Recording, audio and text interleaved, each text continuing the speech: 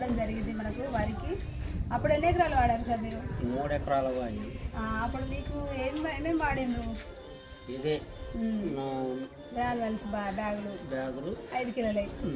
తర్వాత ఇది మీకు పంట ఎట్లా వచ్చింది? పంట మాకు ఒక ఎకరానికి ఒక 10 బత్తాలు ఎక్కువ వచ్చింది. మంచి పంట ఉన్నది. ఇంకా మీకు ఏమైనా ఖర్చు ఎక్కువ అయిందా ఎరువులకు? ఖర్చు ఎక్కువ ఏం లేదు మాకు. పాత ఎరువుల కంటే అవి తక్కువ వాడినాం, ఇవి ఎక్కువ. ఇది ఇంతే. ఈ వేసే కాడికి బత్త ఒక్కొక్క ఎకరానికి ఒక బత్త చొప్పున వేసి అవి ఒక్కొక్క బత్త తగ్గించినాం. అంతవరకు వాడినాం. ఇప్పుడు పంట అయితే మంచి దిగుబడి వచ్చింది. ఇప్పుడు సార్ తీసుకోవడం ఇది రెండోసారి. లాస్ట్ పంటకు మంచి దిగుబడి వచ్చింది, పంట బాగుంది, పురుగు కూడా ఆశించలేదు తన పొలానికి. అందుకనే ఇప్పుడు ఈ ఊర్లో చెప్తున్నాడు, ఇంకో 10 మంది రైతులకు చెప్తూ మళ్ళీ తను తీసుకోవడం జరిగింది.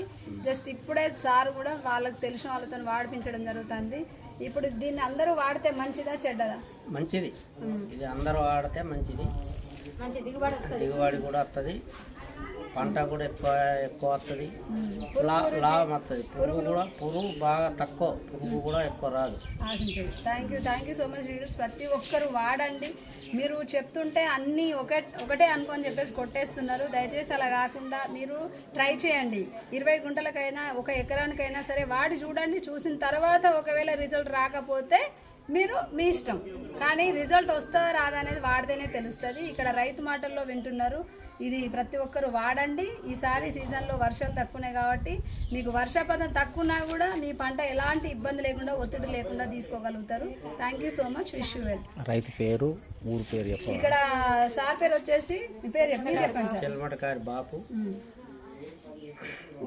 జెండా వెంకటాపూర్.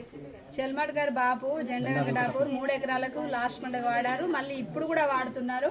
కంటిన్యూగా సార్ వాడతారు. ఈ ఊర్లో అందరికీ వాడిపిస్తానని చెప్పేసి ఆల్రెడీ పరిచయం చేయడం కూడా జరుగుతుంది.